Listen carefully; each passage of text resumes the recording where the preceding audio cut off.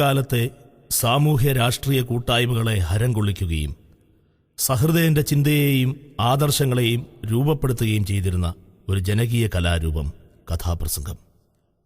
പുരോഗമന പ്രസ്ഥാനങ്ങൾക്ക് ചൂടും ചൂരും പകർന്നിരുന്ന ആ കലാവിദ്യ ഇന്ന് അന്യം നിന്നുകൊണ്ടിരിക്കുകയാണ്. ഈ നാശോന്മുഖമായ അവസ്ഥയിൽ നിന്നും വിവിധ കലാരൂപങ്ങളുടെ സമഞ്ജസ സമ്മേളനമായ കഥാപ്രസംഗത്തെ രക്ഷിക്കാനുള്ള ഒരു എളിയ ശ്രമം.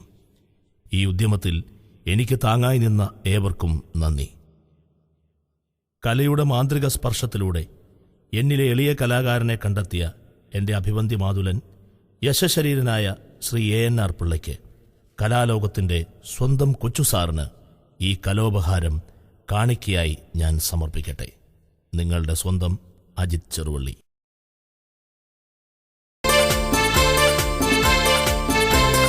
ജീവിതമൊരു വാഹിനി, രസധാരാവാഹിനി. ജീവിതമൊരു വാഹിനി, രസധാരാവാഹിനി. എത്രയാളുകൾ ദാഹം തീർത്തു, എത്രയാളുകൾ മരിച്ചു. സ്വപ്നം കണ്ടുമയങ്ങുന്നവരുടെ സ്വർഗസുഖങ്ങൾ തകർത്തു, സ്വർഗസുഖങ്ങൾ തകർത്തു. ജീവിതമൊരു വാഹിനി, രസധാരാവാഹിനി. ജീവിതമൊരു വാഹിനി, രസധാരാവാഹിനി. പുരോഗമനാശയങ്ങൾക്ക് വിത്തുപാകിയ റഷ്യ, കഷണം കഷണമായി തീർന്ന ഇന്നത്തെ റഷ്യ അല്ല, ആ പഴയ റഷ്യ. അവിടെ ജനാധിപത്യ സോഷ്യലിസ്റ്റ് വിപ്ലവത്തിന് മുമ്പുള്ള കാലഘട്ടം, ചക്രവർത്തിയുടെ ഭരണകാലം. സമസ്ത മേഖലകളും സാർ ചക്രവർത്തിയുടെ കിരീടത്തിനും ചെങ്കോലിനും കീഴിൽ അമർന്ന് ഞെരിഞ്ഞിരുന്ന കാലഘട്ടം. ഈ ദുർഭരണത്തിന്റെ വേരെറുക്കാൻ തന്റെ തൂലിക ഉപയോഗിച്ച ലിയോ ടോൾസ്റ്റോയുടെ ഗോഡ് സീസ് ദ ട്രൂത്ത് ബട്ട് വെയിറ്റ്സ് എന്ന ചെറുകഥ കഥാപ്രസംഗ രൂപേണ ഞങ്ങൾ അവതരിപ്പിക്കട്ടെ. കഥ ബലിമൃഗം. വ്ളാഡിമർ എന്ന നഗരപ്രാന്തത്തിലെ ഒരു ചെറിയ വീട്. വീടിന്റെ ചുമര് നിറയെ സംഗീതോപകരണങ്ങളുടെ ശില്പവേലകൾ, പ്രശസ്തരായ സംഗീതജ്ഞന്മാരുടെ ചിത്രങ്ങൾ. ആ വീടിന്റെ നിർമ്മിതിയിലും പരിചരണത്തിലുമൊക്കെ കാണാം ഒരു കലാകാരന്റെ സ്പർശം. അത് കാണുമ്പോഴേ അറിയാം അതൊരു കലാകാരന്റെ വീടാണ്. മനോഹരമായ ആ വീടിന്റെ മുറ്റത്ത് അതാ ഒരു മനോഹര രൂപം.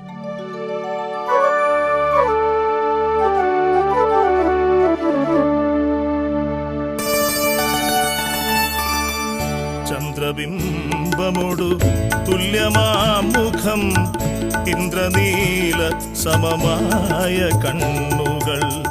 ചന്ദ്രബിംബമോടു തുല്യമാമുഖം, ഇന്ദ്രനീല സമമായ കണ്ണുകൾ.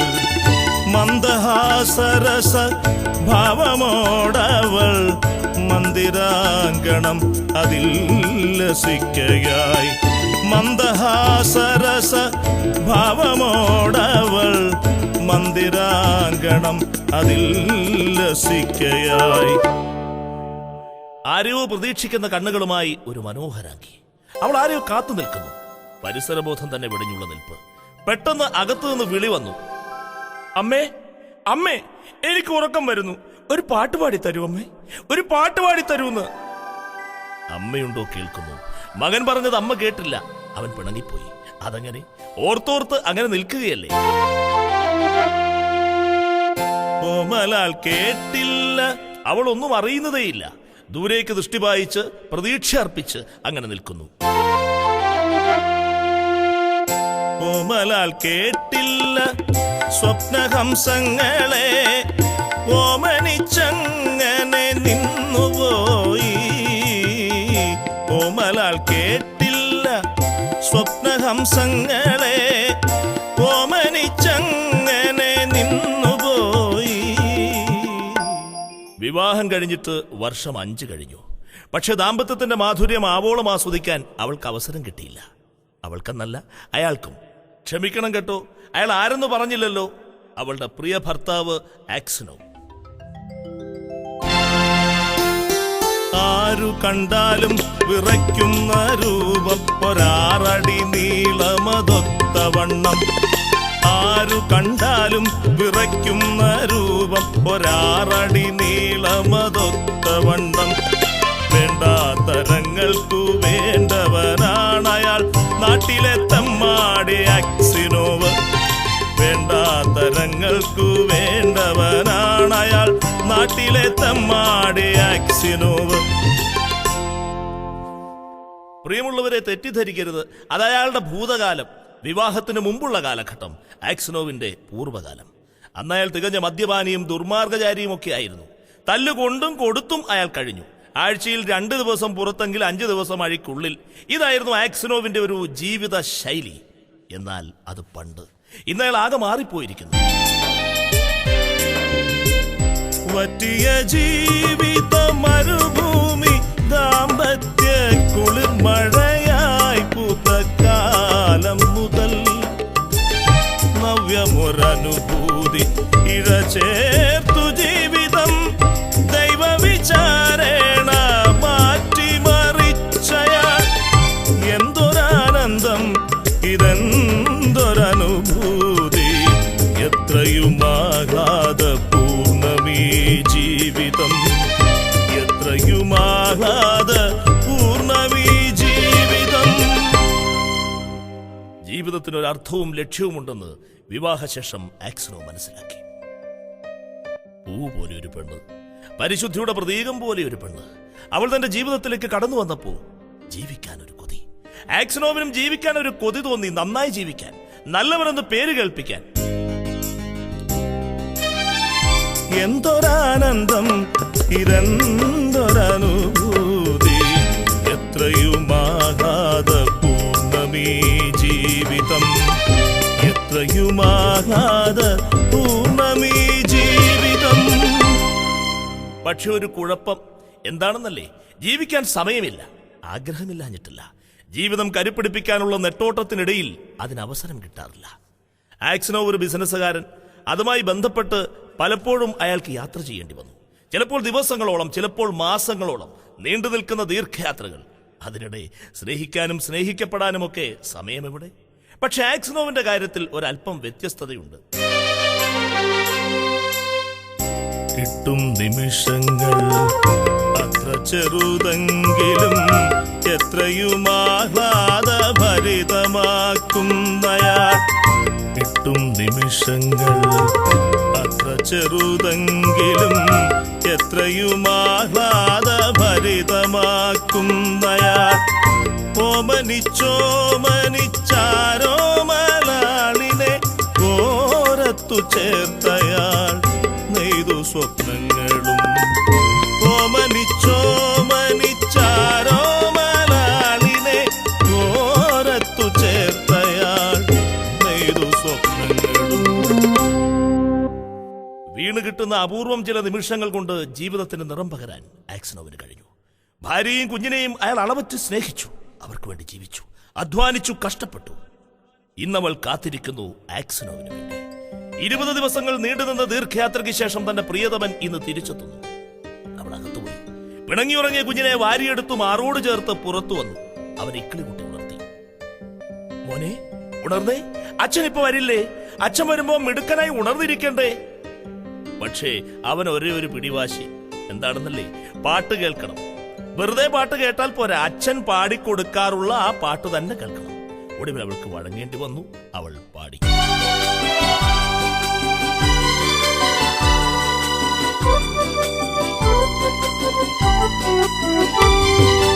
അച്ഛനല്ലോ ദൈവം, അമ്മയല്ലോ ദേവി, ഇച്ഛകളെല്ലാം നൽകും അവർ നമ്മുടെ ദൈവങ്ങൾ. അച്ഛനല്ലോ ദൈവം, അമ്മയല്ലോ ദേവി, ഇച്ഛകളെല്ലാം നൽകും അവർ നമ്മുടെ ദൈവങ്ങൾ. അക്കരെ നിന്നുടനെത്തും അച്ഛൻ ചക്കരയുമ്മയുമായി, അക്കരെ നിന്നുടനെത്തും അച്ഛൻ ചക്കരയുമ്മയുമായി. ഇക്കരെ അമ്മയിരിക്കും, ഇക്കരെ അമ്മയിരിക്കും ചുണ്ടിൽ മുല്ലപ്പൂക്കളുമായി. ഇക്കരെ അമ്മയിരിക്കും ചുണ്ടിൽ മുല്ലപ്പൂക്കളുമായി. പാടിക്കഴിഞ്ഞില്ല. അതിനു മുമ്പ് കുതിരവണ്ടി എത്തി. വണ്ടിയിൽ നിന്ന് വലിയൊരു ഭാണ്ഡവുമായി ഒരാൾ പുറത്തിറങ്ങുന്നു. ആക്സിനോ. കാത്തുനിന്നവർ ഓടിയെത്തി. ഇരുവരെയും അയാൾ തന്റെ ബലിഷ്ഠങ്ങളായ കരങ്ങളാൽ ചേർത്ത് പിടിച്ചു. താൻ കൊണ്ടുവന്ന വിലയേറിയ നെക്ലേസ് ഭാര്യയുടെ കഴുത്തിൽ അണിയിച്ചു. അവളുടെ കണ്ണു നിറഞ്ഞുപോയി. ആ കണ്ണീർത്തുള്ളികൾ തന്റെ കൈലേസ് കൊണ്ട് അയാൾ ഒപ്പിയെടുത്തു. കളിപ്പാട്ടങ്ങൾ കുഞ്ഞിന് കൈമാറി കുതിരവണ്ടിക്കാരന് കൂലി കൊടുത്തു. കൂടെ ഒരു നിർദ്ദേശവും: മദ്യവെച്ച് കിടന്ന് ഉറങ്ങിപ്പോരുത് കേട്ടോ. അതിരാവിലെ തന്നെ ഇങ്ങെത്തണം. കൃത്യം 6 മണിക്ക് നമ്മൾ നെസ്നി ഫെയറിലേക്ക് പുറപ്പെട്ടിരിക്കും. വണ്ടിക്കാരൻ പോയി. ആക്സിനോ വീട്ടിലെത്തി. എല്ലാവരും ചേർന്ന് ആഹാരം കഴിച്ചു. വീണ് കിട്ടിയ അസുലഭരാത്രി. താമരമൊട്ടിളം മേനിയിലാകെ ഒരാലിംഗന മഴ പെയ്കെ. താമരമൊട്ടിളം മേനിയിലാകെ ഒരാലിംഗന മഴ പെയ്കെ. അജ്ഞാതമേതോ മധുരാനുഭൂതി രാത്രി മാദകമായിരുന്നു. അജ്ഞാതമേതോ മധുരാനുഭൂതി രാത്രി മാദകമായിരുന്നു. പിറ്റേന്ന് അതിരാവിലെ തന്നെ ആക്സിനോ ഉണർന്നു. പെട്ടെന്ന് തന്നെ തയ്യാറായി. കുതിരവണ്ടിക്കാരൻ കാലേ കൂട്ടി എത്തിയിരുന്നു. അയാൾ ഭാര്യയെ വിളിച്ചുണർത്തിയില്ല. വാതിൽ ചാരി പുറത്തേക്കിറങ്ങി. ആക്സിനോ! പെട്ടെന്ന് പിന്നിൽ നിന്നും ഒരു വിളി. അയാൾ തിരിഞ്ഞു നോക്കി. ഇരു കൈകളും വിടർത്തി കരഞ്ഞു കലങ്ങിയ കണ്ണുകളുമായി തന്റെ പ്രാണപ്രേയസി ഓടിയെടുക്കുന്നു. വന്നപാടെ അയാളുടെ നെഞ്ചിലേക്ക് അമർന്ന് പൊട്ടിക്കരഞ്ഞുകൊണ്ട് അവൾ പറഞ്ഞു: ആക്സിനോ, നിങ്ങളിന്ന് പോരുത്. ഞാനൊരു ചീത്ത സ്വപ്നം കണ്ടു. ഈ ചുരുൾമുടിയാകെയും കണ്ടു ഞാൻ സ്വപ്നത്തിൽ വെണ്ണുരയെന്ന പോലെ. മുടി മുഴുവൻ വെളുത്തു നരച്ച് നിങ്ങളൊരു വൃദ്ധനായി മാറിക്കഴിഞ്ഞതായി ഞാൻ സ്വപ്നം കണ്ടു. അതൊരു ദുർലക്ഷണമാണ്. അതൊരു ചീത്ത ലക്ഷണമാണ്. ആക്സിനോ, നിങ്ങളെ എനിക്ക് വേണം. നിങ്ങളെ നഷ്ടപ്പെടാൻ ഞാൻ സമ്മതിക്കില്ല. ഇത് പോരുത്. എനിക്ക് ഭയമാണ്. ഇത് പോരുത്.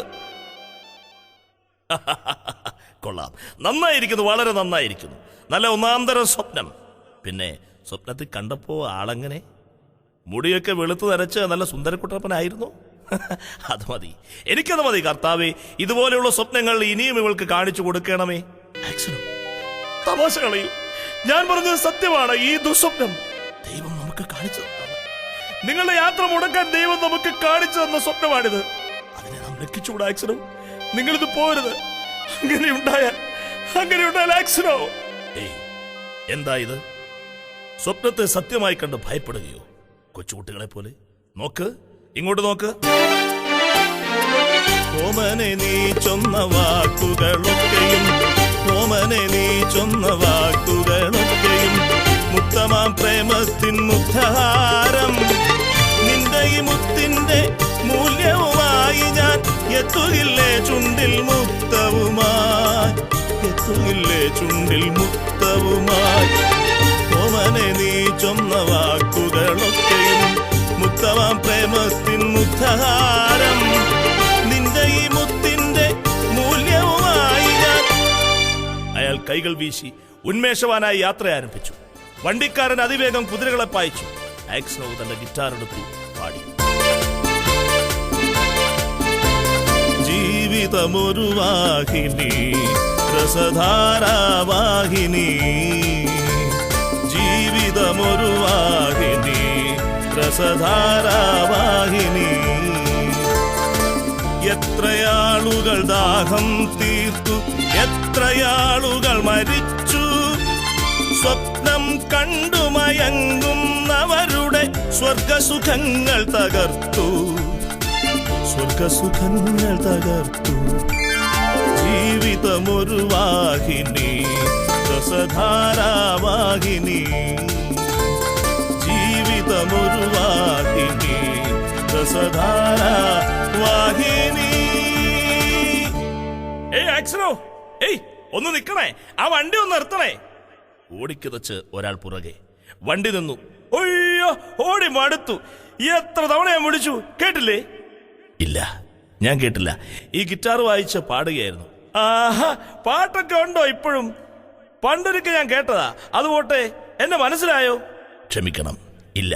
കണ്ടോ, ഇതാ മനുഷ്യന്റെ ഒരു കുഴപ്പം, മറവി. പക്ഷെ എനിക്കതില്ല കേട്ടോ. ഒന്ന് ഓർമ്മിപ്പിച്ചിരുന്നെങ്കിൽ. അതെ, അവിടെ ഒരു സത്രം കണ്ടോ? അതിനകത്ത് 2 രാത്രികൾ ഓട്കയൊക്കെ കഴിച്ച് പാട്ടുമൊക്കെ പാടി നമ്മൾ ആഘോഷിച്ചു. നിങ്ങളത് മറന്നോ ആക്സിനോ? മറന്നിരുന്നു, പക്ഷെ ഇപ്പൊ ഓർക്കുന്നു. അപ്പോ ഇന്നെങ്ങനെയാ? രണ്ടെണ്ണം അങ്ങോട്ട് പിടിപ്പിച്ച് പാട്ട് തുടങ്ങിയാലോ? വേണ്ട, ഞാൻ മദ്യപിക്കാറില്ല. അയ്യോ, അതെന്ത് പറ്റി? പണ്ട് കഴിക്കുമായിരുന്നല്ലോ. വിവാഹശേഷം നിർത്തി. എന്റെ ഭാര്യയ്ക്ക് അതിഷ്ടമല്ല. അതുകൊണ്ട് ഞാനിപ്പോ കുടിക്കാറില്ല. കാരണം അവള് എന്നെ അത്രമാത്രം സ്നേഹിക്കുന്നു. അവളെ വേദനിപ്പിക്കാൻ എനിക്ക് മനസ്സ് വരാറില്ല. വറ്റിയ ജീവിത മരുഭൂമി ദാമ്പത്യ കുളിർമഴയായി പൂത്ത കാലം മുതൽ നവ്യമൊരനുഭൂതി ഇഴചേർത്തു ജീവിതം ദൈവവിചാരേണ മാറ്റിമറിച്ചു ഞാൻ. എന്തൊരാനന്ദം, ഇതെന്തൊരനുഭൂതി, എത്രയും ആഹ്ലാദപൂർണ്ണമീ ജീവിതം, എത്രയും ആഹ്ലാദപൂർണ്ണമീ ജീവിതം.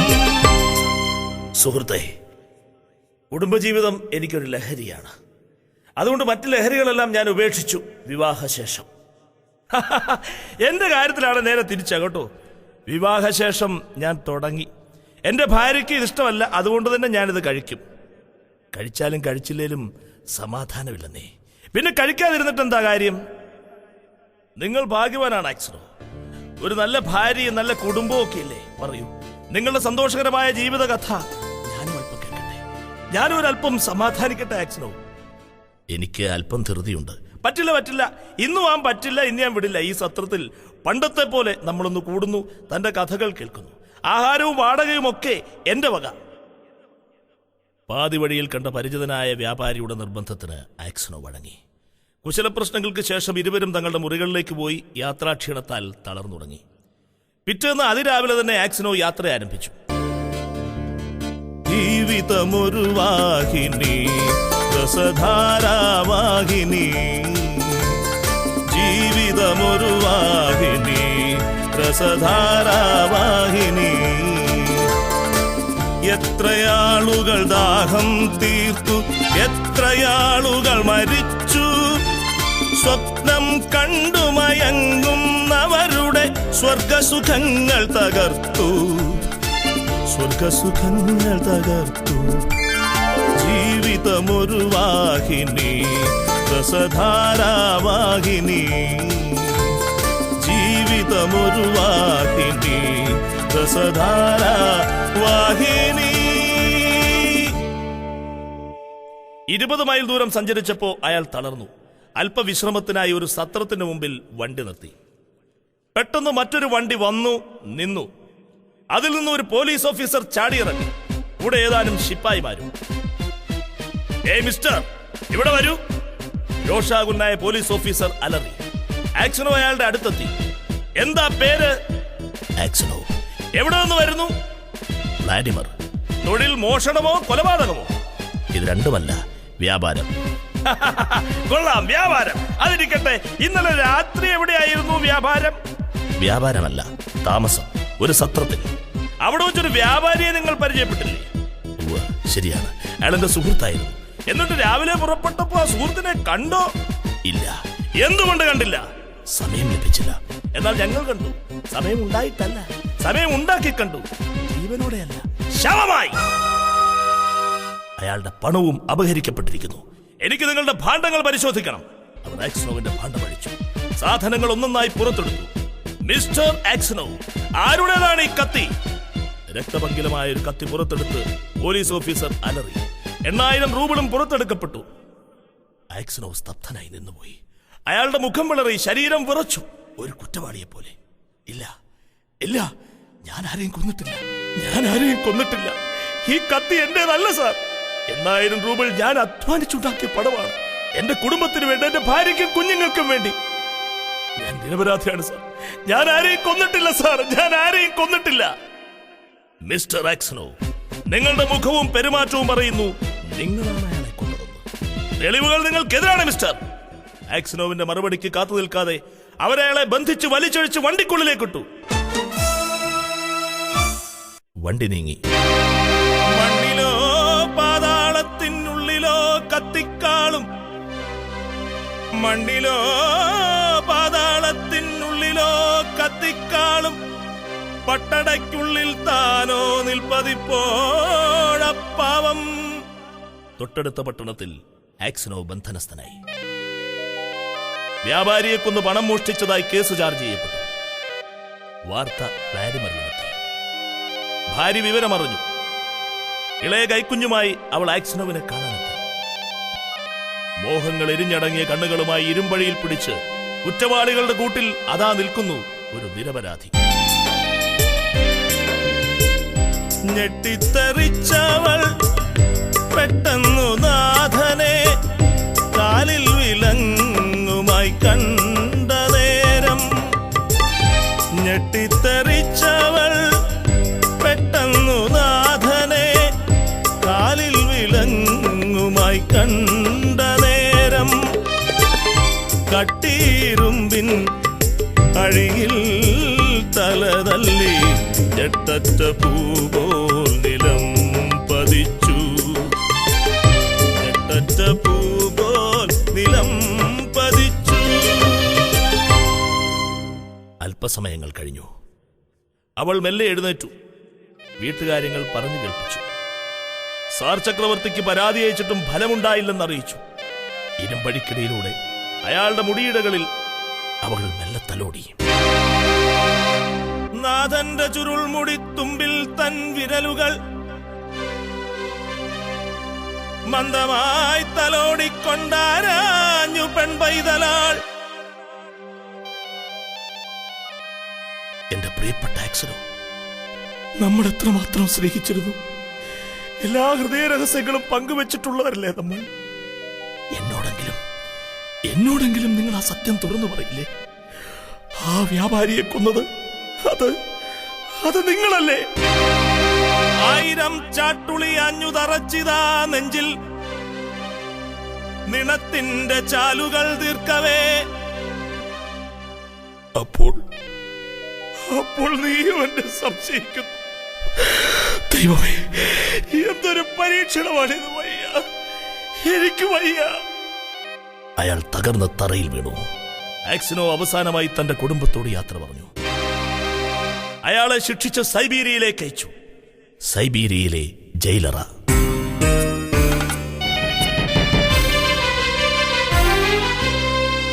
കരിങ്കൽ കൂടത് കടന്നൽ കൂടത് കഴുകന്മാർ ശവം തിരയും നിടമത്.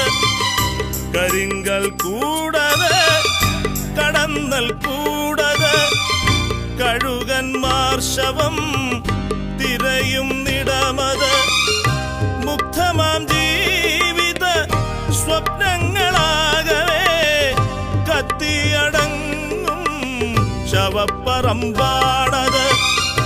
മുഗ്ധമാം ജീവിത സ്വപ്നങ്ങളാകവേ കത്തിയടങ്ങും ശവപ്പറമ്പാടത്. നീണ്ട 26 വർഷങ്ങൾ ആക്സിനോ അവിടെ പണിയെടുത്തു. ബൂട്ട്സ് ഉണ്ടാക്കാൻ അയാൾ പഠിച്ചു. അതിൽ നിന്നും കിട്ടിയ അല്പ വരുമാനം കൊണ്ട് ലോകോദ്ധാരകരായ സജ്ജനങ്ങളുടെ പുസ്തകങ്ങൾ വാങ്ങി വായിച്ചു. വീട്ടിൽ നിന്നും കത്ത് വന്നില്ല. വിവരങ്ങൾ അറിഞ്ഞതുമില്ല. ഭാര്യയ്ക്കും കുഞ്ഞുങ്ങൾക്കും ഇനി തന്നെ ആവശ്യമില്ലെന്ന സത്യം ആക്സിനോ തിരിച്ചറിഞ്ഞു. എല്ലാ വേദനകളും ദൈവത്തിങ്കൽ സമർപ്പിച്ച് അയാൾ പ്രാർത്ഥനയിൽ മുഴുകി. എന്നും നിൻ കൈകളിൽ വീണുറങ്ങുന്നു ഞാൻ, എൻ ജീവനാഥ യേശുനാഥ. എന്നും നിൻ കൈകളിൽ വീണുറങ്ങുന്നു ഞാൻ, എൻ ജീവനാഥ യേശുനാഥ. എന്റെ മനസ്സിന്റെ ഭാരമെല്ലാം ഒഴിഞ്ഞെന്നാണു ജീവിതം ഭൂതനാഥ. എന്റെ മനസ്സിന്റെ ഭാരമെല്ലാം ഒഴിഞ്ഞെന്നാണു ജീവിതം ഭൂതനാഥ.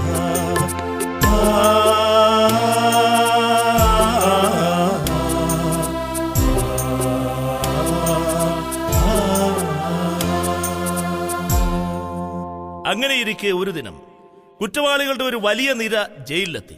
കൊലയാളികളും മോഷ്ടാക്കളും അടങ്ങിയ ഒരു വലിയ സംഘം. അതിൽ 60 വയസ്സ് തോന്നിക്കുന്ന ഒരു അതികായൻ.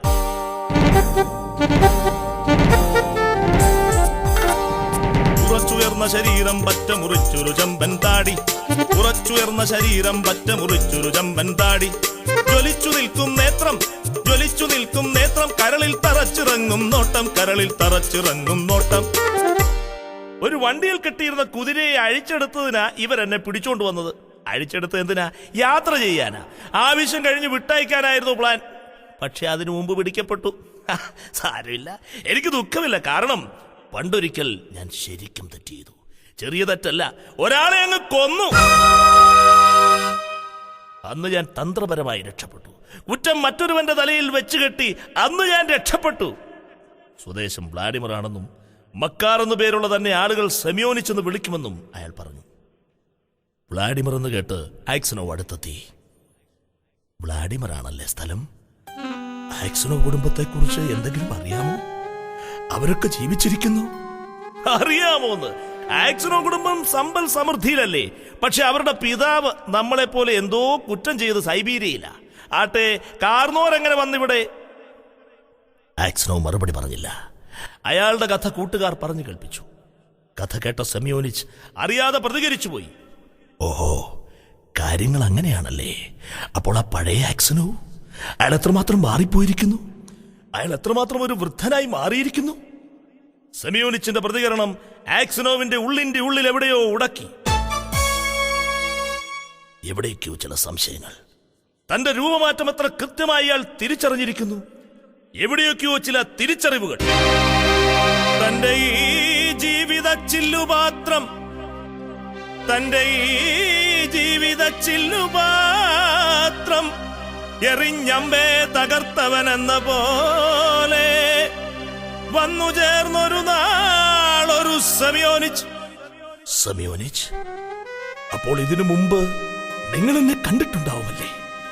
26 വർഷങ്ങൾക്ക് മുമ്പ് സത്രത്തിൽ വെച്ച് നിങ്ങൾ എന്നെ കണ്ടിട്ടുണ്ടാവുമല്ലേ? ആക്സനോവ്, നിങ്ങളെന്ത് ഭ്രാന്താണ് ഈ പറയുന്നത്? അതെ, ഭ്രാന്താണ്. എനിക്കല്ല, നിനക്കാണ് ഭ്രാന്ത്. ഒരു പച്ച മനുഷ്യരെ കഴുത്തറുത്ത് കശാപ്പ് ചെയ്ത നിനക്കാണ് ഭ്രാന്ത്. അതിന്റെ പാപഭാരം സാധുവായി ഈ ഉള്ളവന്റെ തലയിൽ വെച്ച് കെട്ടി രക്ഷപ്പെട്ട നിനക്കാണ് ഭ്രാന്ത്. സെമിയോനിച്ച്, ദൈവം ഒരിക്കലും നിന്നോട് കരുണ കാട്ടില്ല. കഥകൾ കൊള്ളാം, കാര്യങ്ങൾ സത്യവുമായിരിക്കാം. പക്ഷേ തെളിവുകൾ നിങ്ങൾക്കെതിരാണ് ആക്സനോവ്. ലോകം മുഴുവൻ നിങ്ങൾക്കെതിരാണ്.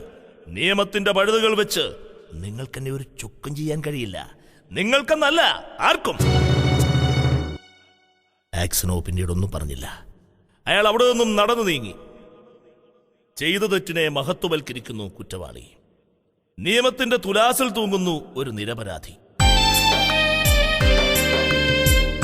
കണ്ണീർ വിതുമ്പുന്ന കണ്ണുകളോടയാൾ കാണാമറയത്ത് വന്നിരുന്നു. കണ്ണീർ വിതുമ്പുന്ന കണ്ണുകളോടയാൾ കാണാമറയത്ത് വന്നിരുന്നു. കാലം കടന്നുപോയി, കഥകൾ കഴിഞ്ഞുപോയി, കത്തുന്ന മാനസം ശേഷിച്ചിടുന്നു, കത്തുന്ന മാനസം ശേഷിച്ചിടുന്നു. ആക്സനോവും സെമിയോനിച്ചും ഇന്ന് പരസ്പരം കാണാറില്ല. കണ്ടുമുട്ടാനുള്ള സന്ദർഭങ്ങൾ ഇരുവരും ഒഴിവാക്കി. അങ്ങനെയിരിക്കെ ഒരു ദിനം അർദ്ധരാത്രി ജയിലിൽ എല്ലാവരും ഉറക്കമായി. ആക്സനോവ് മാത്രം ഉറങ്ങിയില്ല. അയാൾ ജയിലിന്റെ വരാന്തയിലൂടെ മെല്ലെ നടക്കുന്നു. പെട്ടെന്ന് വല്ലാത്തൊരു ശബ്ദം.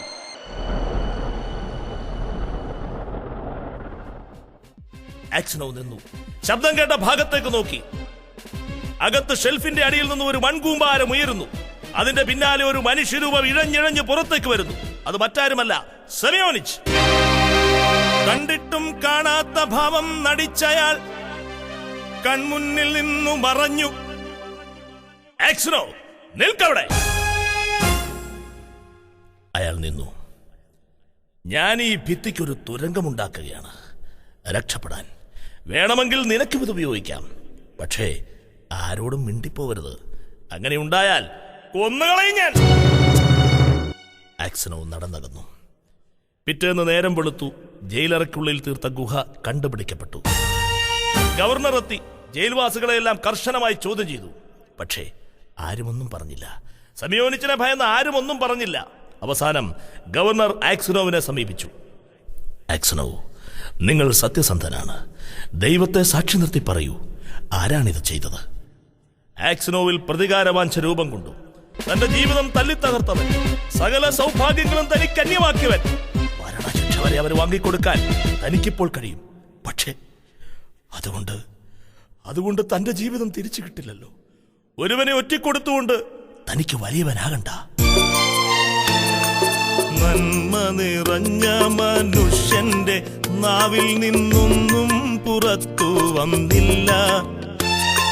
നന്മ നിറഞ്ഞ മനുഷ്യന്റെ നാവിൽ നിന്നൊന്നും പുറത്തു വന്നില്ല. ശത്രുവിനും സ്നേഹമേകുകയെന്നുള്ള ക്രിസ്തുവിൻ തത്വം ജയിപ്പൂ. ശത്രുവിനും സ്നേഹമേകുകയെന്നുള്ള ക്രിസ്തുവിൻ തത്വം ജയിപ്പൂ. ആ പ്രശ്നം അന്നവിടെ തീർന്നു. പിറ്റേന്ന് രാത്രി ആക്സിനോ ശാന്തനായി ഉറങ്ങുന്നു. ഒരു മനുഷ്യരൂപം അയാളുടെ കിടക്കയെ ലക്ഷ്യമാക്കി നീങ്ങുന്നു. ആക്സിനോവിന്റെ ശിരസോട് ചേർന്ന ആ രൂപം കിടക്കയിലിരുന്നു. കരഞ്ഞു കലങ്ങിയ കണ്ണുകളുമായി ഒരു മനുഷ്യരൂപം. അയാളുടെ കണ്ണിൽ നിന്നും ധാരധാരയായി കണ്ണീരൊഴുകുന്നു. അതിൽ 2 കണ്ണീർത്തുള്ളികൾ ആക്സിനോവിന്റെ മുഖത്ത് പതിച്ചു. അയാൾ മെല്ലെ കണ്ണു തുറന്നു. സമയോനിച്ച്, എന്തായി ആ സമയത്ത്? രാത്രി ഏറെ വൈകിയല്ലോ, ഉറങ്ങിക്കൂടെ? ഉറക്കം വരുന്നില്ല അല്ലേ? ചെയ്ത തെറ്റുകൾ ചെകുത്താൻ കണക്കി ഉറക്കം കെടുത്തും. കുരിശ് വരച്ച് കർത്താവിനെ ഓർത്ത് കിടന്നോളൂ, സുഖമായി ഉറങ്ങാൻ കഴിയും. ഇല്ല സഹോദര, എനിക്കുറങ്ങാൻ കഴിയില്ല. ഞാൻ തെറ്റുകാരനാണ്, കുറ്റവാളിയാണ്, കൊലയാളിയാണ്. അന്ന് ആ വ്യാപാരിയെ കൊന്ന് രക്തമംഗലമായ കത്തി നിങ്ങളുടെ ഭാണ്ഡത്തിൽ ഒളിപ്പിച്ചു വെച്ചത് ഞാനാണ്. അയാളുടെ പണം അപഹരിച്ചതും ഞാനാണ്. പക്ഷെ ആ കുറ്റം നിങ്ങളിൽ ആരോപിച്ച് അന്ന് ഞാൻ രക്ഷപ്പെട്ടു. നിയമത്തിന്റെ മുമ്പിൽ എന്റെ മനസാക്ഷി എനിക്ക് സമാധാനം തരുന്നില്ല. അന്ന് ഗവർണറോട് നിങ്ങൾ എന്റെ പേര് പറഞ്ഞിരുന്നെങ്കിൽ എനിക്ക് ഇത്രയും ദുഃഖമുണ്ടാകുമായിരുന്നില്ല. പക്ഷേ അപ്പോഴും നിങ്ങൾ എന്റെ മേൽ കരുണ കാണിച്ചു. അല്ല സമയോനിച്ച്, ഞാനല്ല, ദൈവമാണ് നിങ്ങളോട് കരുണ കാട്ടിയത്. ആ ദൈവം നിങ്ങളെ രക്ഷിക്കട്ടെ. വേണ്ട, എനിക്ക് രക്ഷപ്പെടണ്ട. പക്ഷേ നിങ്ങളെ ഞാൻ രക്ഷിക്കും. എല്ലാ തെറ്റുകളും അധികാരികളോട് ഞാൻ ഏറ്റുപറയും. നിങ്ങളെ ഞാൻ മോചിപ്പിക്കും. ആക്സിനോവിന്റെ വിലക്ക് വകവയ്ക്കാതെ സമയോനിച്ച് ശരവേഗത്തിൽ പാഞ്ഞു. താൻ ചെയ്തു കൂട്ടിയ പാപകർമ്മങ്ങൾ ഒന്നൊഴിയാതെ ഗവർണറെ അറിയിച്ചു. അന്ന് തന്നെ സന്ദേശം പുറപ്പെടുവിച്ചു, ആക്സിനോവിന്റെ മോചന സന്ദേശം. ജയിൽവാസികൾ ആഹ്ലാദഭരിതരായി. അവരൊന്നടങ്കം ആക്സിനോവിന്റെ മുറിയിലെത്തി വിളിച്ചു, ആക്സിനോ, ഉണരൂ, എഴുന്നേൽക്കൂ. നിങ്ങൾ ജയിൽ മോചിതനായിരിക്കുന്നു. നിങ്ങളുടെ സത്യസന്ധത ദൈവം കേട്ടിരിക്കുന്നു. ഇനി നിങ്ങൾക്ക് വീട്ടിലേക്ക് പോകാം. പ്രിയമുള്ളവരെ, ആക്സിനോ ഉറക്കമായിരുന്നു, എന്നേക്കുമായുള്ള ഉറക്കം. വിധിക്ക് മറ്റൊരു ബലിമൃഗം.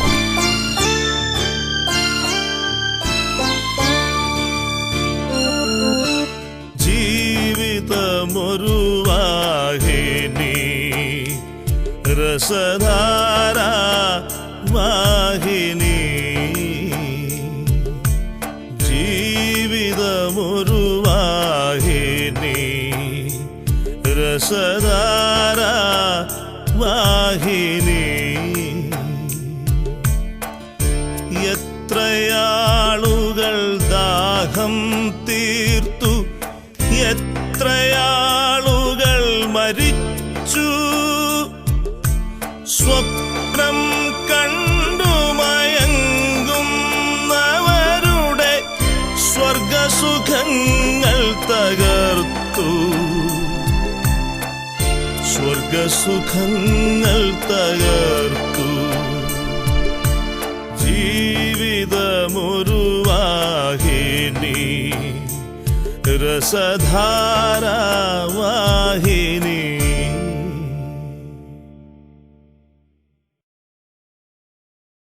ഈശ്വരനായ ശ്രീ വയലാർ രാമവർമ്മയുടെ അനുഗ്രഹീതമായ തൂലികയിൽ നിന്നും അടർന്നു വീണ ഭാവാർദ്രമായ ഒരു കവിതാശില്പം ഉമ്മർ. കഥാപ്രസംഗ രൂപേണ ഞങ്ങൾ അവതരിപ്പിക്കട്ടെ. ഉമ്മർ.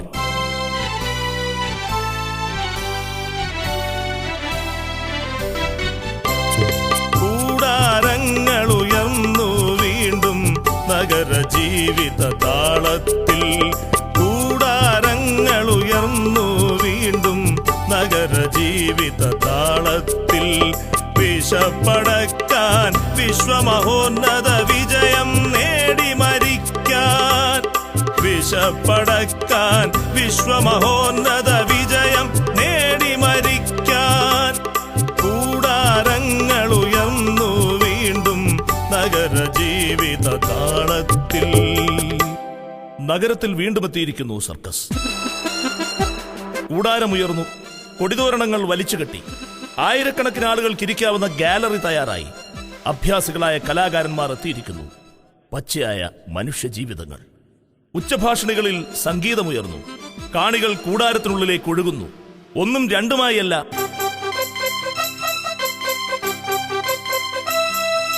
കടലിരമ്പും പോലെ കാണികൾ കൂടി. കടലിരമ്പും പോലെ കാണികൾ കൂടി. കണ്ണുകൾ കത്തുന്ന പന്തങ്ങളായി. കണ്ണോടു കണ്ണുകൾ കൂട്ടിയിടഞ്ഞു. കർണങ്ങളിൽ ചിലർ മന്ത്രം പറഞ്ഞു. കൂടാരത്തിനുള്ളിൽ 2 തട്ടുകൾ ഒരുങ്ങിക്കഴിഞ്ഞു. ട്രപ്പീസിന് വേണ്ടിയുള്ള തട്ടുകൾ. ജീവൻ മരണക്കളിയായ ട്രപ്പീസ്.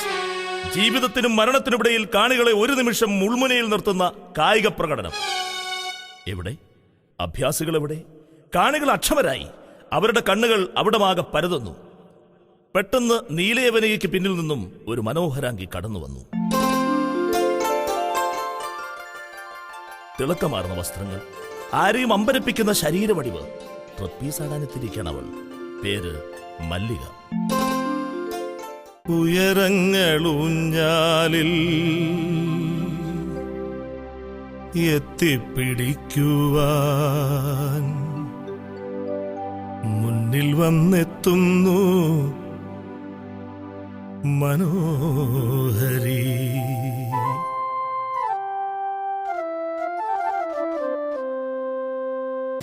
ഉയരങ്ങളൂഞ്ഞാലിൽ എത്തിപ്പിടിക്കുവാൻ മുന്നിൽ വന്നെത്തുന്നു മനോഹരി. കണ്ണുകളിൽ കാവ്യ കാന്തിയുമായി, കവിളിൽ കർപ്പൂര ദീപവുമായി. കാണാമറയത്തു നണയും നീയൊരു മല്ലിക മന്മഥ സഖി പോലെ. കാണാമറയത്തു നണയും നീയൊരു മല്ലിക മന്മഥ സഖി പോലെ. ഉയരങ്ങളൂഞ്ഞാലിൽ എത്തിപ്പിടിക്കുവാൻ മുന്നിൽ വന്നെത്തുന്നു മനോഹരി. കാണികൾ ഹർഷാരവം മുഴക്കി. അവളുടെ കായിക പ്രകടനമല്ല, മറിച്ച് കായകാന്തിയാണ് അവരെ ആകർഷിച്ചത്, ആവേശമുണർത്തിയത്. കടലിരമ്പും പോലെ കാണികൾ കൂടി. കടലിരമ്പും പോലെ കാണികൾ കൂടി. കണ്ണുകൾ കത്തുന്ന പന്തങ്ങളായി. കണ്ണോടു കണ്ണുകൾ കൂട്ടിയിടഞ്ഞു. കർണങ്ങളിൽ ചിലർ മന്ത്രം പറഞ്ഞു. മല്ലികയുടെ രംഗപ്രവേശം ആവേശം കൊള്ളിച്ച മറ്റൊരാൾ കൂടി അവിടെയുണ്ട്. ട്രപ്പീസിന് വേണ്ടിയുള്ള ആ 2ാമത്തെ തട്ടിൽ കണ്ണുകളാൽ മല്ലികയെ ആപാദചൂടമൊഴിഞ്ഞ് അങ്ങനെ നിൽക്കുന്നു. കായിക പ്രകടനത്തിൽ അവളുടെ പങ്കാളി ചുറുചുറുക്കുള്ള ചെറുപ്പക്കാരൻ, കാഴ്ചയിൽ സുമുഖൻ, പേര് ആന്റണി. പക്ഷെ കൂട്ടാളികൾ വിളിക്കുന്ന നാടൻ മണമുള്ള മറ്റൊരു നാമധേയം അവനുണ്ട്, അന്തോണി. മല്ലികയുടെ ആദ്യ കടാക്ഷ വിക്ഷേപം തന്നെ അന്തോണിയുടെ മനസ്സിൽ കവിതകൾ വിരചിച്ചു. 2 കവിതകളുടെ സ്രോതസ്സുകൾ ഒന്നിച്ചൊഴുകി. വിരുന്നു വരുമോ വിരുന്നു വരുമോ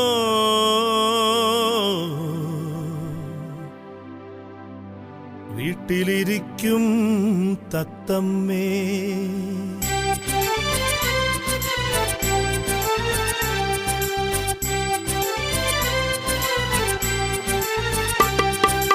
വിരുന്നു വരുമോ വിരുന്നു വരുമോ വീട്ടിലിരിക്കും തത്തമ്മേ. വിരുന്നു വരുമോ വിരുന്നു വരുമോ വീട്ടിലിരിക്കും തത്തമ്മേ. പറന്നു പോരാൻ പെണ്ണിനെന്തൊരു പതിവില്ലാത്തൊരു ശൃംഗാരം, പറന്നു പോരാൻ പെണ്ണിനെന്തൊരു പതിവില്ലാത്തൊരു ശൃംഗാരം. വിരുന്നു വരുമോ വിരുന്നു വരുമോ വിരുന്നു വരുമോ വിരുന്നു വരുമോ വീട്ടിലിരിക്കും തത്തമ്മേ. വിരുന്നു വരുമോ വിരുന്നു വരുമോ വിരുന്നു വരുമോ. സർക്കസ് കൂടാരത്തിലെ ബ്യൂഗിൾ സംഗീതം ഉച്ചസ്ഥായിലായി. കാറ്റിൽ പറക്കുന്ന കാട്ടുപൂവായി അവൾ, കാഴ്ചയായി കാണികൾ വീർപ്പടക്കി. കാണികളുടെ കണ്ണും കരളും കല്ലുപോലെ മരവിച്ചു. അവരുടെ ആരവങ്ങൾ ആശങ്കകളായി. നിമിഷങ്ങളുടെ ദൗർബല്യങ്ങളിൽ മരണം പതിയിരിക്കുന്ന ട്രപ്പീസ് കമ്പികൾ പിടിയൊന്നു വിട്ടാൽ, കാലം നിടറിയാൽ, മനസ്സൊന്ന് പതറിയാൽ, ഇല്ല, ഒരിക്കലും അത് സംഭവിക്കില്ല. കാരണം അവന്റെ പ്രാർത്ഥന അവളോടൊപ്പമുണ്ട്. ആരുടേതെന്നല്ലേ? അന്തോണിയുടെ പ്രാർത്ഥന. ഹൃദയത്തിന്റെ കാണാക്കോണിലെങ്ങോ അവൾ അറിയാതെ സൂക്ഷിച്ചു വെച്ച ഒരു മല്ലികപ്പൂവിന് വേണ്ടിയുള്ള പ്രാർത്ഥന. ട്രപ്പീസിൽ ഊഞ്ഞാലാടുമ്പോഴും അവന്റെ മനസ്സ് മന്ത്രിച്ചു.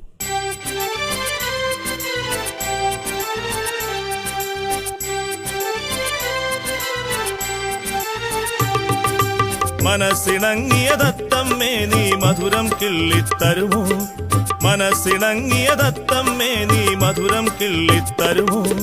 വിരുന്നു വരുമോ വിരുന്നു വരുമോ വിരുന്നു വരുമോ വിരുന്നു വരുമോ വീട്ടിലിരിക്കും തത്തമ്മേ. വിരുന്നു വരുമോ വിരുന്നു വരുമോ വീട്ടിലിരിക്കും തത്തമ്മേ. വിരുന്നു വരുമോ വിരുന്നു വരുമോ വിരുന്നു വരുമോ. ആ ഗാനത്തിന്റെ പല്ലവികൾ അന്തോണിയുടെ ഹൃദയമോഹങ്ങളെ തഴുകുന്നു, താലോലിക്കുന്നു.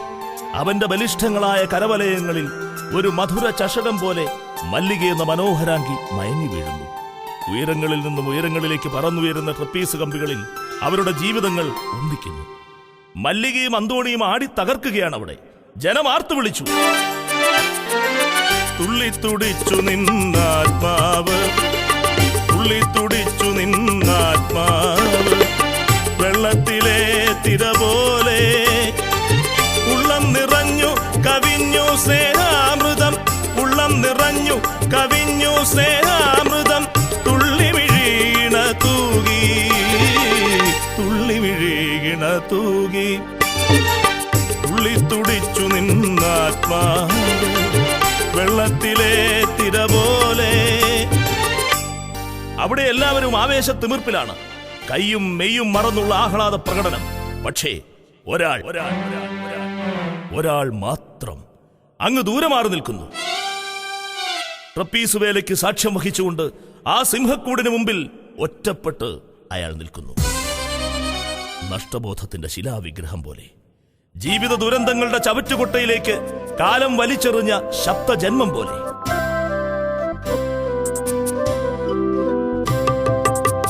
തളർന്ന താമര തണ്ടുപോലെ, വരളും ജീവിത നദി പോലെ, ഉരുകും മെഴുകിൻ തിരി പോലെ, തകരും കരളോടവൻ നിന്നു.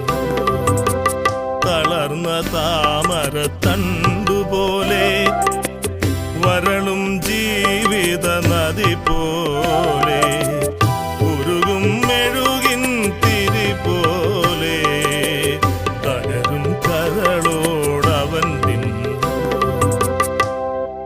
മല്ലിക എന്ന മാദകത്തിടമ്പിനെ ആകാശത്തിൽ എറിഞ്ഞു പിടിക്കുന്നു അന്തോണി. അത് അറപ്പോടും വെറുപ്പോടും കൂടി വീക്ഷിക്കുന്നു മറ്റൊരു മനുഷ്യൻ.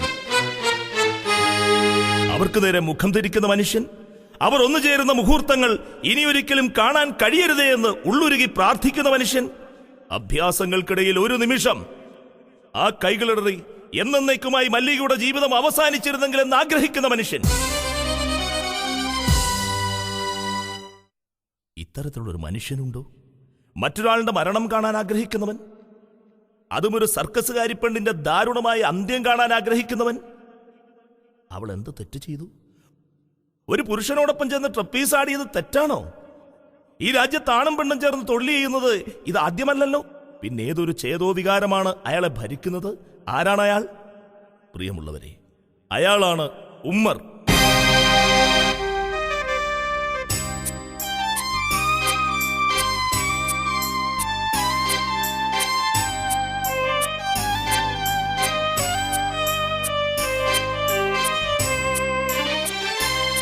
ട്രപ്പീസു കമ്പിയിൽ അത്ഭുതം കാട്ടിയ പോയ കാലത്തിന്റെ ദുഃഖപുത്രൻ. ട്രപ്പീസു കമ്പിയിൽ അത്ഭുതം കാട്ടിയ പോയ കാലത്തിന്റെ ദുഃഖപുത്രൻ ഇന്നിതാ നിൽക്കുന്നു കണ്ണിണക്കോണിലായി അശ്രുബിന്ദുക്കൾ തൻ അഗ്നിയുമായി. ഇന്നിതാ നിൽക്കുന്നു കണ്ണിണക്കോണിലായി അശ്രുബിന്ദുക്കൾ തൻ അഗ്നിയുമായി. ഗതകാലങ്ങളിൽ ട്രപ്പീസിന്റെ ലോകത്ത് അത്ഭുതങ്ങൾ വിരയിച്ചിരുന്നു ഉമ്മർ. കാണികളുടെ ഹർഷാരവകൾ നിറഞ്ഞതായിരുന്നു അയാളുടെ ഭൂതകാലം. ഒപ്പം മല്ലിക എന്ന സർക്കസുകാരി പെണ്ണിന്റെ ലഹരിയും ലാവണ്യവും. വിണ്ണിന്ന ഭാരതയിങ്കൽ തുഴഞ്ഞുപോം പെണ്ണിനെ പേർ പെറ്റ സർക്കസുകാരിയെ. വിണ്ണിന്ന ഭാരതയിങ്കൽ തുഴഞ്ഞുപോം പെണ്ണിനെ പേർ പെറ്റ സർക്കസുകാരിയെ കണ്ടു നിന്നു താഴെയുമ്മർ വിഷണ്ണനായി. കാലം തകർത്തൊരാ കത്തും മനവുമായി. വികാരങ്ങളുടെ 1000 അഗ്നിസ്ഫുലിംഗങ്ങൾ അയാളുടെ മനസ്സിനെ പൊള്ളിച്ചു. നഷ്ടബോധത്തിന്റെയും ആത്മസംഘർഷങ്ങളുടെയും അഗ്നിപർവ്വതങ്ങൾ അയാളുടെ ഹൃദയത്തെ വികൃതമാക്കി. ഒരു നിമിഷം നിറമാർന്ന ഭൂതകാലം ഉമ്മറിന്റെ മനസ്സിലേക്ക് ഓടിയെത്തി.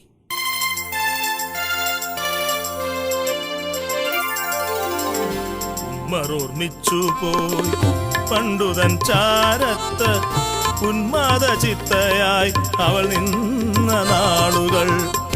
ഉമ്മർ ഓർമ്മിച്ചു പോയി പണ്ടുതൻ ചാരത്ത് ഉന്മാദ ചിത്തയായി അവൾ നിന്ന നാളുകൾ.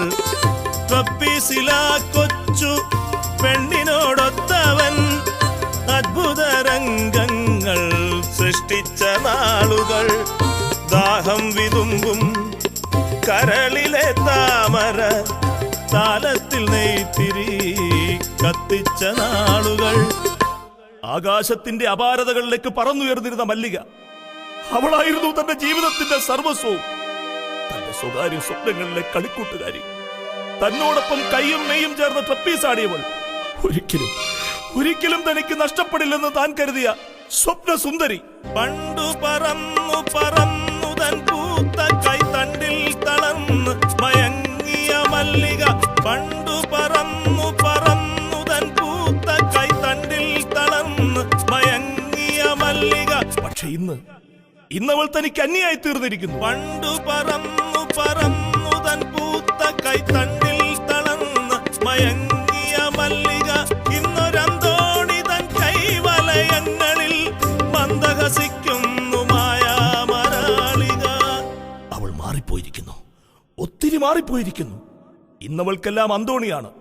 ട്രപ്പീസിൽ അവളുടെ കളിക്കൂട്ടുകാരൻ അന്തോണി. ഒരിക്കൽ തനിക്ക് നൽകിയിരുന്ന സ്ഥാനം ഇന്നവൾ അന്തോണിക്ക് കൊടുക്കുന്നു. തന്റേത് മാത്രമെന്ന് താൻ കരുതിയിരുന്ന മല്ലിക എന്ന പെൺകുട്ടി ഇന്നിതാ ഒരു പരപുരുഷന്റെ കരവലയങ്ങളിൽ തളർന്നു മയങ്ങുന്നു. അവനോട് മന്ദഹസിക്കുന്നു, ആർത്തുല്ലസിക്കുന്നു. സ്വജീവിതം തന്നെ ഒരുപക്ഷെ അവൾ അവന് സമർപ്പിച്ചേക്കാം. പണ്ടു പറന്നു പറന്നു തൻ പൂത്ത കൈത്തണ്ടിൽ തളർന്ന് മയങ്ങിയ മല്ലിക. ഇന്നൊരന്തോണി തൻ കൈവലയങ്ങളിൽ മന്ദഹസിക്കുന്നു മായാമരാളിക.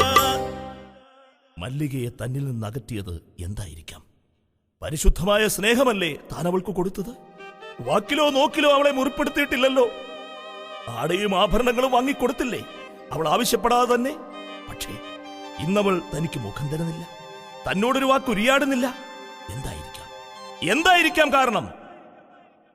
ജീവിത ദുരന്തത്തിന്റെ ബാക്കിപത്രം പോലെ കാലം തനിക്ക് സമ്മാനിച്ച ആ മുടന്തുകാലിലേക്ക് അയാൾ ദൃഷ്ടി പായിച്ചു. അന്നൊരിക്കൽ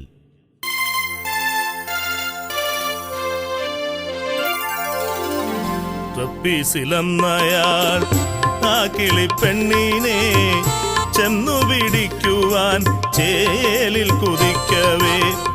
ട്രപ്പീസിലന്നയാൾ ആ കിളിപ്പെണ്ണിനെ ചെന്നു പിടിക്കുവാൻ ചേലിൽ കുതിക്കവേ ബാലൻസു തെറ്റിത്തെറിച്ചു വീണപ്പോഴ പോലത്തുരുമ്പിലും കൈകളെത്താതെ പോയി. ആ കൈകൾ ഇടറി ഉമ്മർ എന്ന മഹാത്ഭുതം നിലംപതിച്ചു.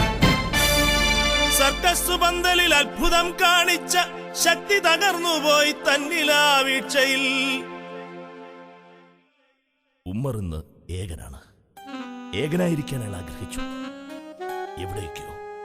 എവിടെയൊക്കെയോ ഒറ്റപ്പെടുന്നു എന്നൊരു തോന്നൽ, അവഗണിക്കപ്പെടുന്നു എന്നൊരു തോന്നൽ. ആരുമായും അധികം സംസാരിക്കാറില്ല, ആരോടും ചങ്ങാത്തവുമില്ല. കൂടാരത്തിലെ ആരവങ്ങൾക്ക് കാരണക്കാരനായിരുന്നവൻ ഗാലറിയിലെ ആ ഒഴിഞ്ഞ കോണിൽ ഇന്ന് കാഴ്ചക്കാരനായിരിക്കുന്നു.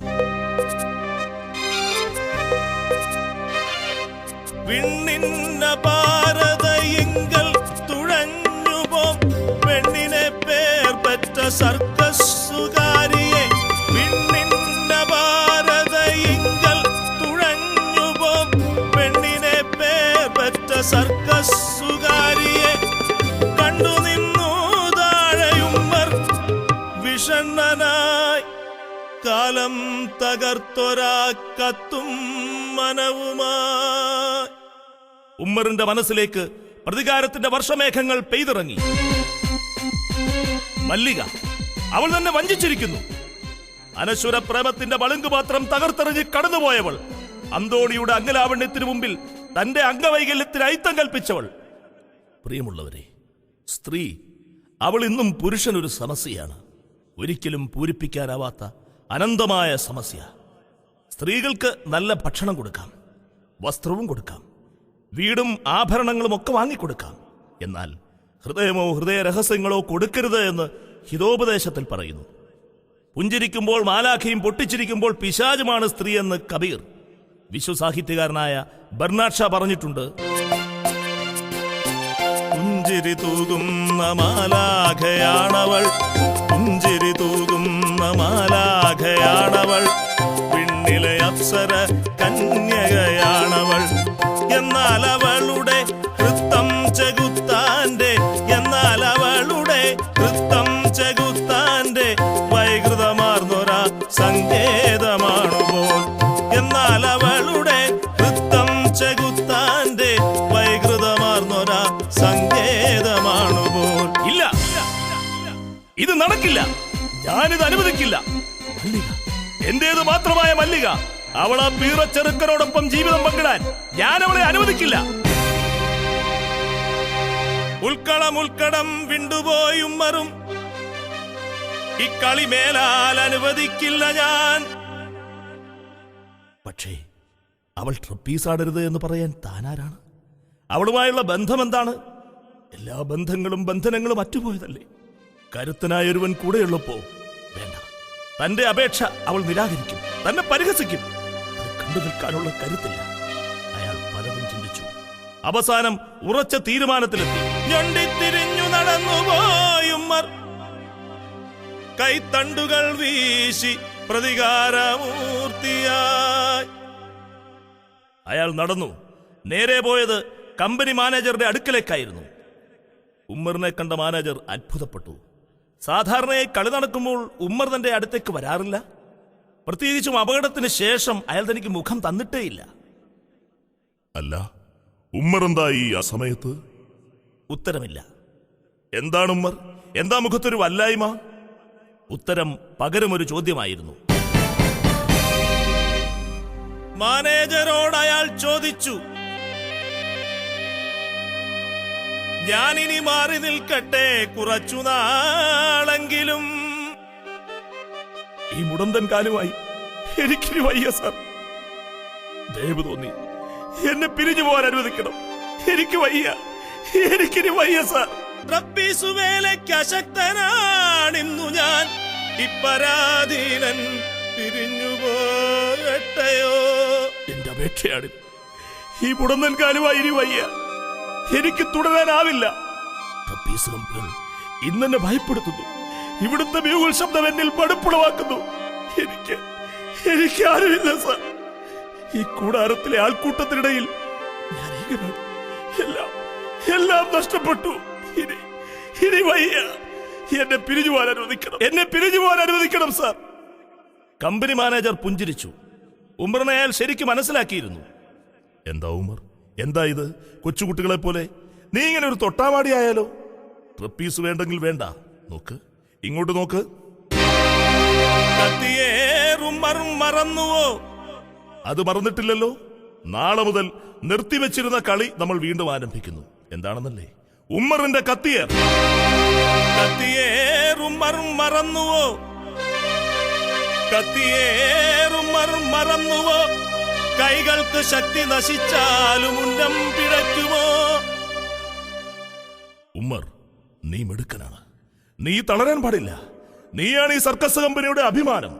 ട്രപ്പീസിലൂടെ നീ എനിക്ക് നേടിത്തന്ന ലക്ഷങ്ങളുടെ കണക്കുകൾ ഞാൻ മറന്നിട്ടില്ല. ഉമർ, നിന്നെ എനിക്ക് ഉപേക്ഷിക്കാനാവില്ല.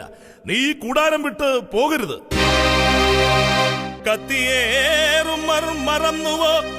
കൈകൾക്ക് ശക്തി നശിച്ചാലും ഉന്നം പിഴയ്ക്കുമോ? കമ്പനി മാനേജറുടെ ഉത്തരവുകൾക്ക് മുമ്പിൽ അനുസരണയുള്ള ആട്ടിൻകുട്ടിയെപ്പോലെ അയാൾ വഴങ്ങി. നേരമിരുണ്ടു. നഗരവീഥികളിൽ ആളൊഴിഞ്ഞു. സർക്കസ് കൂടാരത്തിലെ ബ്യൂഗിൾ ശബ്ദവും നിലച്ചു. ഇനി വരാനിരിക്കുന്ന നാളെയുടെ സ്വപ്നങ്ങൾ നെഞ്ചിലേറ്റി കൂടാരത്തിനുള്ളിൽ എല്ലാവരും സുഖസുഷുപ്തിയിലാണ്ടു. പക്ഷേ ഉമ്മർ മാത്രം അന്നുറങ്ങിയില്ല. നാളെ മല്ലികയുടെ അന്ത്യമാണ്. ഒരു പിഴവെന്നോണം തന്റെ കയ്യിൽ നിന്നും കഠാരി പാഞ്ഞു പോകും.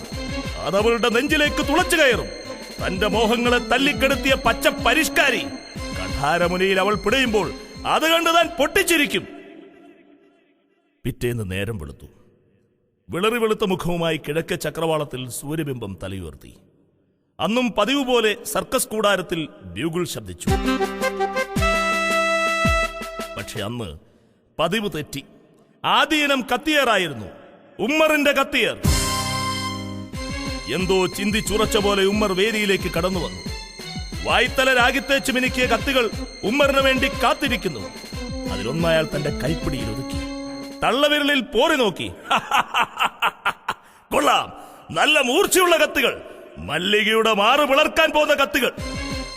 വായ്ത്തല രാഗിത്തേച്ച വാളുപോലെ ഉമ്മർ പൊട്ടിച്ചിരിക്കുന്നു. ഭ്രാന്തമായ ആവേശത്തോടെ എന്തൊക്കെയോ പുലമ്പുന്നു. ആരവങ്ങൾക്കിടയിൽ ആരും അത് ശ്രദ്ധിച്ചില്ല. അതാ ഉമ്മറിന്റെ കത്തിയേറിന് ലക്ഷ്യമായി ദൂരെ മാറി ഒരു പലകമേൽ ചാരി നിൽക്കുന്നു മല്ലിക. ഭയാശങ്കകളുടെ ലവലേശമില്ലാതെ അവൾ പുഞ്ചിരി തൂകി നിൽക്കുന്നു. കശാപ്പുകാരന്റെ കൊലക്കത്തിക്ക് മുമ്പിൽ വിറയാർന്നു നിൽക്കുന്ന സാധുമൃഗത്തിന്റെ ദൈന്യതയല്ല, മറിച്ച് മരണത്തെ മനസ്സാവരിക്കാൻ തയ്യാറായ ധീര യുവതിയുടെ സ്ഥൈര്യമാണ് അവൾക്ക്. അതാ കത്തിയേർ ആരംഭിക്കുന്നു. മുടന്തി തിരിഞ്ഞു നിന്നുമ്മർ കൈനീട്ടി കത്തിയെടുത്തു ചുടുരക്തദാഹിയാം കൊലക്കത്തി. നോക്ക്, എല്ലാവരും നോക്ക്. ദാ കണ്ടോ, മല്ലികയുടെ മാറ് വളർക്കാൻ പോകുന്ന കത്തികൾ, അവളുടെ ചങ്കിലെ ചോര പുരളാൻ പോകുന്ന കത്തികൾ. ഭ്രാന്തമായ ആവേശത്തോടെ ഉമ്മർ വിളിച്ചു പറയുന്നു. മല്ലികയ്ക്ക് നേരെ കൊലക്കത്തികൾ പാഞ്ഞെടുക്കുന്നു. വളരെ സൂക്ഷ്മമായി ഉന്നം പിടിച്ച് ഉമ്മർ വായിക്കുന്ന കൊലക്കത്തുകൾ, മല്ലികയുടെ രക്തത്തിന് വേണ്ടി ദാഹാർത്തി പൂണ്ട കൊലക്കത്തുകൾ അവളുടെ കണ്ഠനാളത്തെ ലക്ഷ്യമാക്കി പാഞ്ഞെടുക്കുന്നു. പക്ഷേ അവയോരോന്നും അവൾക്ക് ചുറ്റുമായി പലകമേൽ പാളി വീഴുന്നു. പെണ്ണിന്റെ മേൽ ഒരു പോറൽ പോലും ഏൽപ്പിക്കാതെ പാളി വീഴുന്നു. ജനമാർത്തിരമ്പി. കൂടാരത്തിനുള്ളിൽ ഹർഷാരവത്തിന്റെ വേലിയേറ്റം. മല്ലികയ്ക്ക് അഭിനന്ദന പ്രവാഹം. ഉമ്മർ എന്ന മുടന്തൻ മുസൽമാന്റെ കൈച്ചുറുക്കിനപ്പുറം കാണികൾ അംഗീകരിച്ചത് മല്ലികയുടെ മായിക മന്ദഹാസത്തെയാണ്, അവളുടെ മനോധൈര്യത്തെയാണ്. ഉമ്മറിന്റെ മനസ്സിൽ തീമഴ പെയ്തു. 1000 അഗ്നിപർവ്വതങ്ങൾ തനിക്ക് ചുറ്റും പൊട്ടിത്തെറിക്കുന്നു. കോമാളികൾ തനിക്ക് ചുറ്റും ആർത്തു ചിരിക്കുന്നു. തന്റെ ശ്രമങ്ങൾ ഒന്നൊന്നായി പരാജയപ്പെടുന്നു. ഇല്ല, ഇനിയും ഒരു പരാജയം ഉണ്ടാവാൻ പാടില്ല. മല്ലികയുടെ ജീവൻ എടുക്കാനുള്ള തന്റെ അവസാന ശ്രമം അത് പരാജയപ്പെടാൻ പാടില്ല. മല്ലികയെ ലക്ഷ്യമാക്കി പായിക്കാനുള്ള അവസാനത്തെ കത്തി, അവളുടെ കണ്ഠനാളത്തിൽ തുളച്ചു കയറാനുള്ള അവസാനത്തെ കത്തി, അതയാളുടെ കൈപ്പിടിയിൽ അമർന്നു. ഇന്നു ഞാൻ കൊല്ലും നിന്നെ. പല്ലുകൾ ഞെരിച്ചുമ്മർ നിന്നു ഗർജിച്ചു ക്രൂരമാം മുഖത്തോടെ. കാണികളിൽ ചിലർ കണ്ണടച്ചു, ചിലർ കൈലേസുകൊണ്ട് മുഖം മറച്ചു. ഉമ്മറിന്റെ അവസാനത്തെ കത്തി, അത് മല്ലികയുടെ ജീവനെടുക്കും അവർ തീർച്ചപ്പെടുത്തി. കാരണം അത്രമാത്രം ഒരു നിശ്ചയദാർഢ്യം അയാളുടെ മുഖത്ത് കാണുന്നു. മല്ലികയ്ക്ക് മുഖാമുഖം നിന്ന് ഉമ്മർ ഉന്നം പിടിക്കുന്നു. വളരെ സൂക്ഷ്മമായി വിദഗ്ധമായി ഉന്നം പിടിക്കുന്നു. അതാ മല്ലികയുടെ കണ്ഠനാളം ലക്ഷ്യമാക്കി ഉമ്മറിന്റെ കയ്യിൽ നിന്നും കത്തിപ്പായുന്നു. ഒരു നിമിഷം കൂടാരം നിശബ്ദമായി, നിഷ്പന്ദമായി. നിശബ്ദത പോലും നിലച്ചുപോയി. കണ്ണടച്ചിരുന്നവർ കണ്ണു തുറന്നു. കൈലേസുകൊണ്ട് മുഖം മറച്ചിരുന്നവർ മറനീക്കി. കണ്ണു ചിമ്മിക്കൊണ്ട് അവർ മല്ലികയെ തിരയുന്നു. എവിടെ മല്ലിക? എവിടെ? അപ്പോൾ കാണാകുന്നു മല്ലിക നിൽപ്പു ദൂരെ, കൈകളും വീശിക്കൊണ്ട മധുര സ്മേരം തൂകി. അപ്പോൾ കാണാകുന്നു മല്ലിക നിൽപ്പു ദൂരെ, കൈകളും വീശിക്കൊണ്ട മധുര സ്മേരം തൂകി. കൂടാരത്തിനുള്ളിൽ വീണ്ടും കരഘോഷം. പരിസരബോധം തന്നെ നഷ്ടപ്പെട്ട മാതിരി കാണികൾ ആർത്തിരമ്പുന്നു. ഉമ്മറിന്റെ കൊലക്കത്തികളെ അതിജീവിച്ച മല്ലികയ്ക്ക് കാണികളുടെ പ്രോത്സാഹനം. നിർത്ത്, നിർത്ത്, നിർത്ത്! കയ്യടി നിലച്ചു. ശബ്ദം കേട്ട ഭാഗത്തേക്ക് കാണികൾ തിരിഞ്ഞു നോക്കി. ഇനി ആരും കൈയടിക്കരുത്, ദയവായി ഇനി ആരും കൈയടിക്കരുത്, എനിക്കത് താങ്ങാനാവില്ല. ഒരു ഭ്രാന്തനെ പോലെ ഉമ്മർ പുലമ്പുന്നു. തോറ്റു ഞാൻ, എനിക്കുന്നം പിഴച്ചു, പരാജയമേറ്റു സമ്മതിക്കുന്നു, യന്ത്രമായി തീർന്നു കൈകൾ. ചാരി നിർത്തിയ രൂപക്കൂടിനു ചുറ്റും മാത്രം ഏറുകൊള്ളിക്കാനല്ലോ ശീലിച്ചു പോന്നു കൈകൾ. മല്ലികയെ വകവരുത്താനാണ് ഞാൻ കത്തികളെറിഞ്ഞത്. അവളുടെ കണ്ഠനാളത്തിൽ തുളച്ച് കയറാനാണ് ഞാൻ കത്തികളെറിഞ്ഞത്. എന്തിനെന്നറിയട്ടെ, എന്തിനെന്നറിയണ്ടേ നിങ്ങൾക്ക്? പണ്ടു പണ്ടെന്റേതായി എന്നിലക്കിനാവുകൾ പങ്കുവച്ചവൾ വീണ്ടും അന്യനെ സ്നേഹിച്ചാലോ? പണ്ടു പണ്ടെന്റേതായി എന്നിലക്കിനാവുകൾ പങ്കുവച്ചവൾ വീണ്ടും അന്യനെ സ്നേഹിച്ചാലോ? അവൾ എന്നെ വഞ്ചിച്ചു. പ്രതീക്ഷകളും സ്വപ്നങ്ങളും ബാക്കിയാക്കി അവൾ പരപുരുഷനോടൊപ്പം ചേർന്നു. അത് കണ്ടു നിൽക്കാൻ എനിക്കാവില്ല. ദുഷ്ടയാണവൾ, വഞ്ചകയാണവൾ. അവളെ കൊല്ലേണ്ടത് എന്റെ ആവശ്യമായിരുന്നു, വകവരുത്തേണ്ടത് എന്റെ ആവശ്യമായിരുന്നു. പക്ഷെ എന്റെ എല്ലാ ശ്രമങ്ങളും ഒന്നൊന്നായി പരാജയപ്പെട്ടു. തോറ്റു ഞാൻ, എനിക്കുന്നം പിഴച്ചു, പരാജയമേറ്റു സമ്മതിക്കുന്നു, യന്ത്രമായി തീർന്നു കൈകൾ. ലക്ഷ്യസ്ഥാനത്തിന് അടുത്ത് കത്തിയെറിഞ്ഞ് കൊള്ളിക്കാനാണ് ഞാൻ പഠിച്ചത്. ലക്ഷ്യത്തിൽ കൊള്ളിക്കാൻ എന്റെ കൈകൾക്ക് കഴിയില്ല. ശീലിച്ചുപോയി, അങ്ങനെ ശീലിച്ചുപോയി. യന്ത്രങ്ങളായി തീർന്നിരിക്കുന്നു എന്റെ കൈകൾ. ചാരി നിർത്തിയ രൂപക്കൂടിനു ചുറ്റും മാത്രം ഏറുകൊള്ളിക്കാനല്ലോ ശീലിച്ചു പോന്നു കൈകൾ. ഇല്ല, ഒരു പരാജിതനായി ഉമ്മറിനെ ജീവിച്ചിരിക്കില്ല, ജീവിച്ചിരിക്കില്ല, ജീവിച്ചിരിക്കില്ല. പ്രിയമുള്ളവരെ, അടുത്ത നിമിഷത്തിൽ ബോധരഹിതനായി ഉമ്മർ നിലം പതിച്ചു. കാണികൾ സ്തബ്ധരായി നിന്നുപോയി. കാഴ്ചയ്ക്ക് പിന്നിലെ കാര്യത്തിന്റെ ഗൗരവം അവർക്ക് മനസ്സിലായി. അതാ ഉമ്മറിന്റെ അടുത്തേക്ക് ഒരാൾ ഓടിയെത്തുന്നു. മല്ലിക.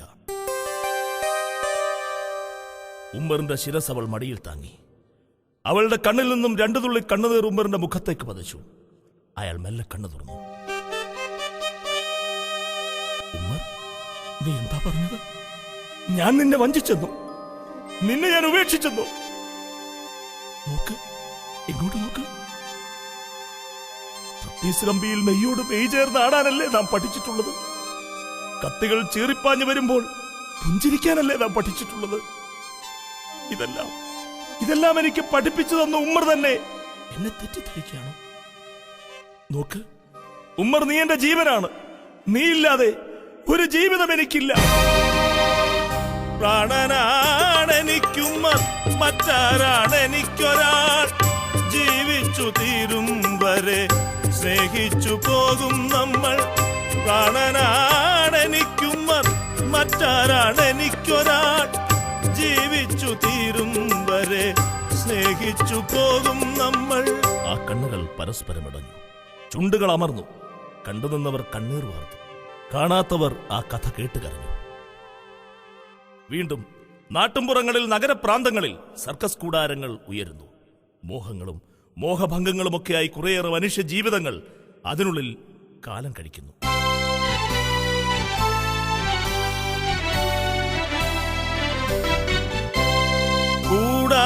കൂടാരങ്ങളുയർന്നു വീണ്ടും നഗര ജീവിത താളത്തിൽ.